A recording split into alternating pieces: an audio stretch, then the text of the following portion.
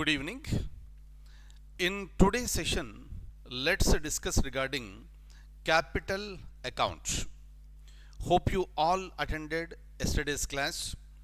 In yesterday's class, we were discussing regarding balance of payment, immediately followed by current account. Regarding current account, we have understood everything. And whoever have not attended the yesterday's class, I suggest all of you to attend yesterday's class, then watch this class. This is because this session is the continuation with respect to the earlier session. But let me make it something very brief here to you.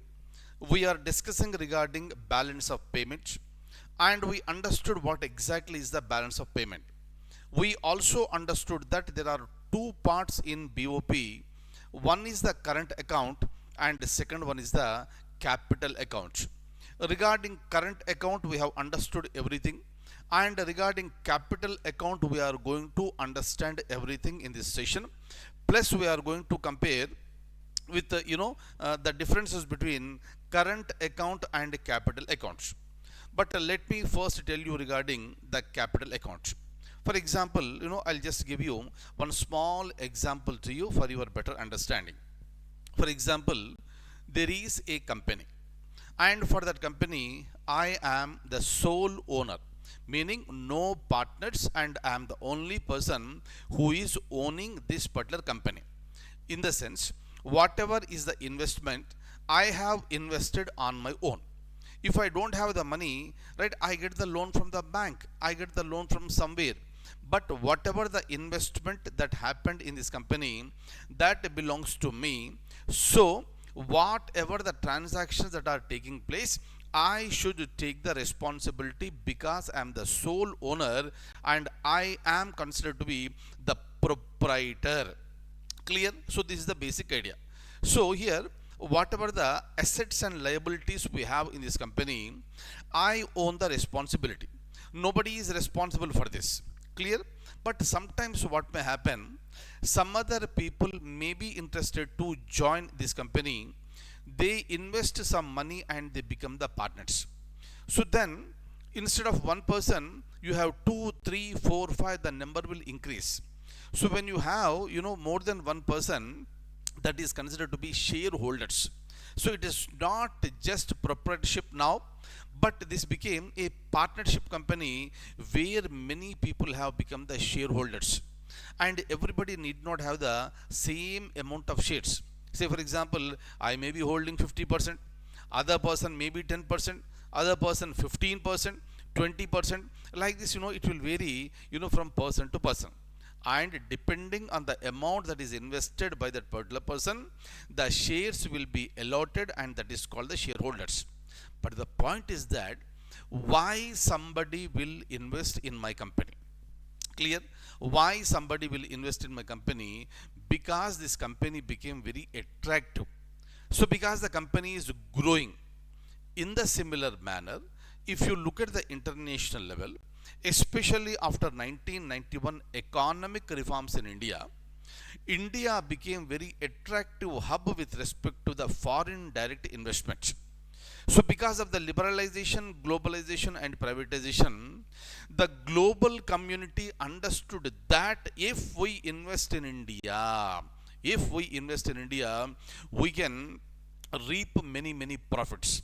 So right, without profits, nobody can come forward and invest money in your company or in your country.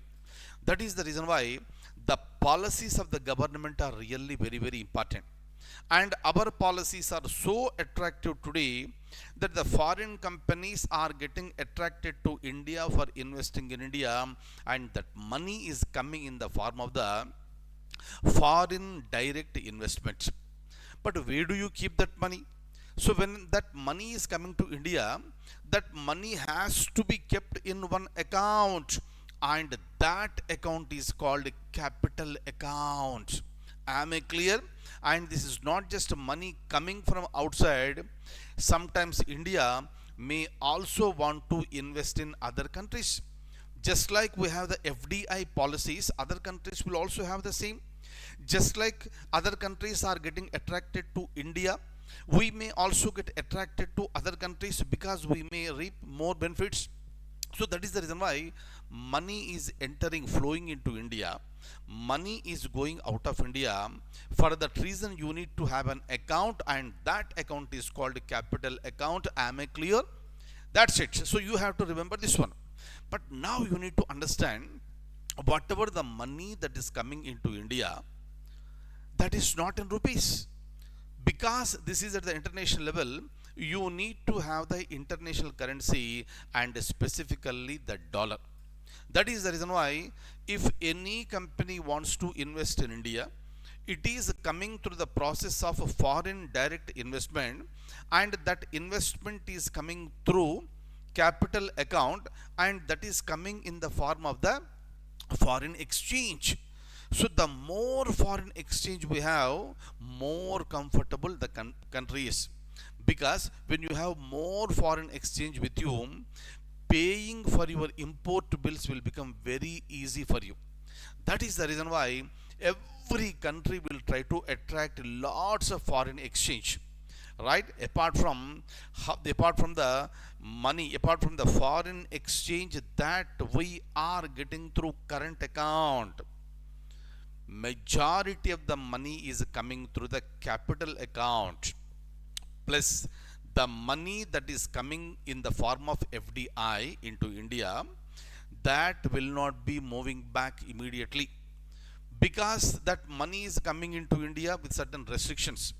So they have to invest in India at least for a period of time, and that money cannot escape back from India so soon. Am I clear? But when it comes to current account, what happens? That all depends on your transactions. If your exports are more, you will be earning more. If your imports are more, you will be spending more. So those transactions are happening so very frequently on day-to-day basis. But when it comes to capital account, the money that is entering into India will not be skipping back immediately. That's the reason why India wants to attract more money in the form of the foreign direct investment. Plus, one more important point, when I said BoP, balance of payment, that includes two parts: current account and capital account, right? So in the current account you may have the negative balance, but in the capital account you may have the positive balance, right? Current account may be deficit, but capital account is surplus. At that time, what will happen? These two will be clubbed, and that will be announced in the form of BoP. That's the reason why current account and capital account are not considered as separate, and that will not be described separately. For our better understanding, we are describing. But when the country is giving its details, India, we are giving in the form of BoP, that is a balance of payment. So at that time, these two will be mixed, and the details will be given out for the external world. And the BoP situation, the BoP status will indicate the future of an economy. That is the reason why, so this balance of payment must be balanced. If you are continuously running into deficits, that will be a problem. Current account may be running into deficits, but you should see the capital account has to be balanced. If both are fine, there is nothing like it. That is the reason why at the international level, when a country, when a company, when a private industry, private people want to invest in India, they look at the BoP of India. Am I clear? Very, very, very, very important. Clear? So once you understand these concepts, so this is over. Now let's try to understand more points regarding this. Look at this. The current and capital accounts, meaning current account and capital account, put together is called balance of payment. Represents two halves of the nation's BoP. We know this one. The current account represents a country's net income over a period of time, while the capital account records the net change of the assets and liabilities during a particular year. Kindly remember, when you are mentioning about current account, that is for a specific period, that is for the financial year. Capital account, specific period, again a financial year. For that matter, we discuss about the budget. That budget is also for a specific period, and that is also for the financial year. That is the reason why when you are dealing with the current account or capital account, or for that matter BoP altogether, you have to be very specific with the period, and that period is in general is the financial year. Am I clear? That is the reason why the financial year is really very important. How exactly India performed during 23-24 when compared to 22 and 23. By comparing 23-24, how India has to perform in 24 and 25, like this will be deciding it. Am I clear? That's the reason why economy is such a wonderful subject. Clear? Now let's go ahead and look at this.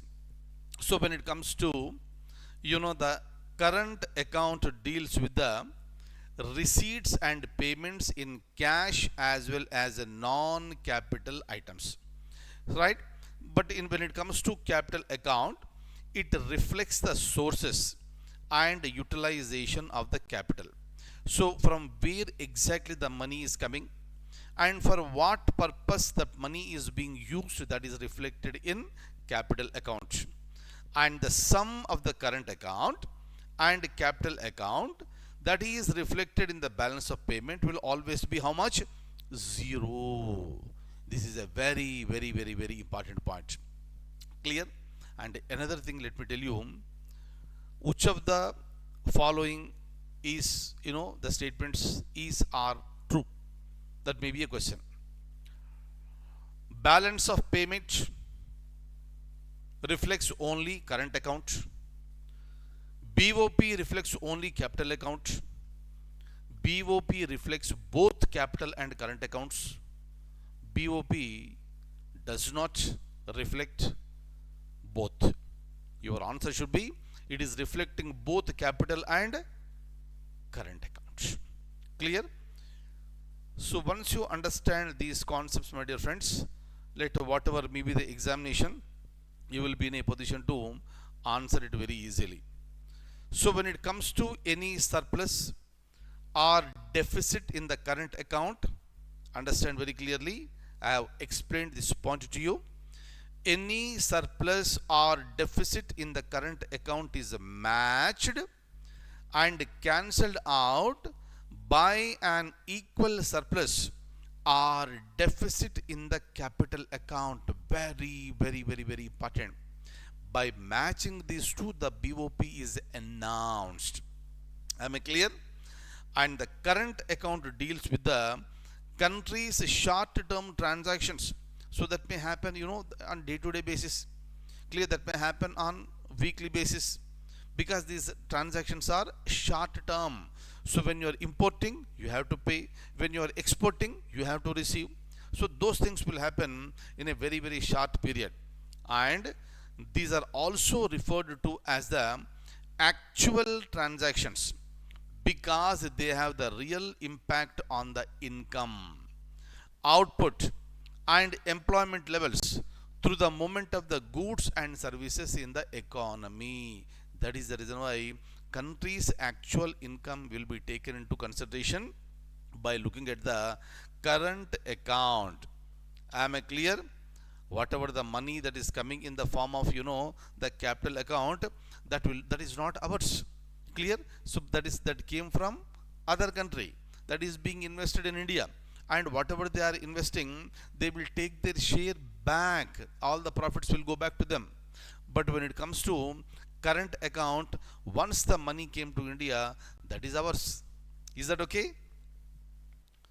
These are all the delicate points. And when it comes to the current account consists of visible trade and also invisible trade. Very, very, very important one. Visible means whatever we can look, meaning goods. Invisible, we cannot see but we can feel, we cannot see but we cannot touch but we can feel, and that is called the, you know, export and imports of services. Very important one. Visible trade means what?